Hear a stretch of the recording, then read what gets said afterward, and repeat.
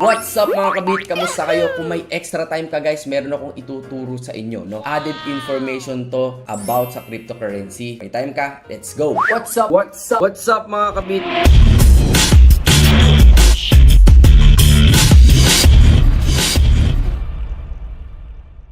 So ayun na nga, maraming salamat sa iyo at nagstay ka dito sa content natin na to. And don't worry, hindi masasayang oras mo. Meron ako ituturo sa iyo. Ang tawag dito ay Bitcoin Fork. Ano ba yung Bitcoin Fork na tinatawag? So guys, just to give you an idea, ang Bitcoin Fork, ito, pwede kang mag-hold lang ng Bitcoin and then kikita ka.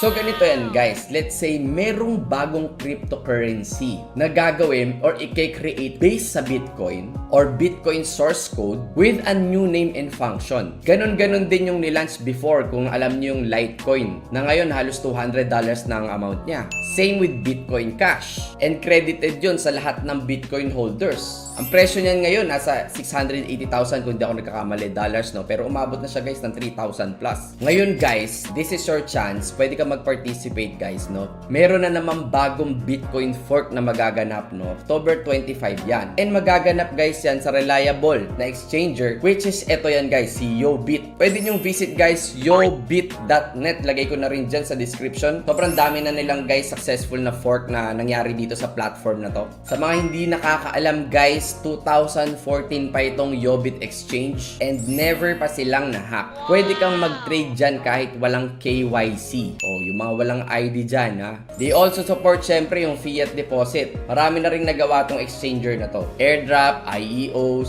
staking, at kung ano-ano pang projects. So, ayun guys, kung gusto nyo naman mag-register dito sa YoBit, pwede kayo mag-register dito. Click nyo lang yung register. And if you wanna know more about YoBit, lalagay ko yung mga link nito guys, yung CryptoGeek info. Ayan, pwede nyo makita yung review. Dito rin guys sa cryptonews.com and also sa Crypto Potato. Ayan, marami kayong mababasa. YoBit Beginner's Guide and Exchange Review. Pwede nyo ditong basahin lahat. Ilagay ko dyan sa description. Andyan na lahat, how to register, how to deposit. So, andito yung guide ninyo. Sobrang simple lang naman ng rules dito sa YoBit guys. So, let's say nga, no, October 25, nag-start na nga yung distribution ng coin, yung fork. So, for example, makaka-receive ka ng 1 fork for 1 BTC sa wallet mo. Kung 0.5 yan, of course, 0.5 din ang makukuha mo. So, ang maganda dyan, meron silang bonus na 1:1 ratio, guys. 1:1 ratio. Hanggang November 8 yan. So, kunyari, meron kang 2 BTC. Sample lang naman. Then, in 2 weeks, guys, makaka-receive ka ng 24 new coins for holding Bitcoin. So, ganun yan, guys. Ganun nagbo-work or ganun ang process niyan. And syempre naman, guys, yung name ng coin na yon ay secret pa muna hanggat hindi pa nagla-launch. And ganun na nga, guys, kung napag-aralan nyo ito, yung ganitong process, marami talagang kumikita dito. Marami nang kumita dito sa YoBit. But of course, guys, you should do your own research pa din and never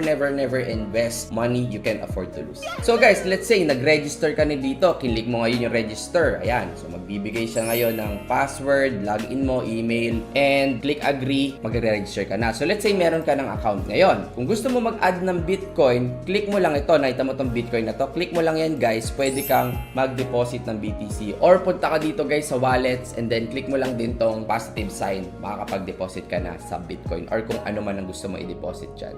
So, pwede ka mag-deposit naman ng crypto or pwede ka rin mag-deposit ng fiat currency. So, ganun lang. Kung may BTC ka na dyan, guys, you will get daily rewards just by holding your Bitcoin. So, pwede nyo i-explore to, guys. So, ito yung itsura ng trade. Actually, sobrang dami nilang features dito, guys, na pwede nyong ma-enjoy. Gaya nga nasabi ko kanina, guys, no? Yung official token ng YoBit is yung YO or YO. Ito yon, ito, yan, YO.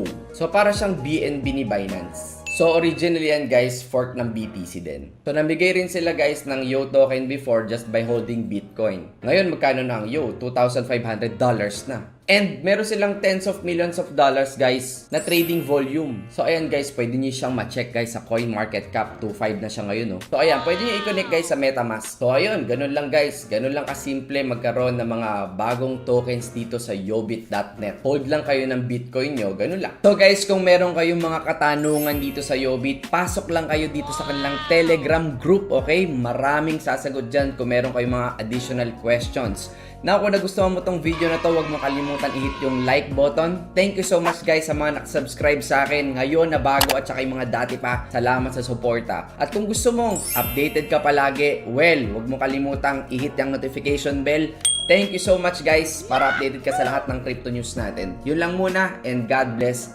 you.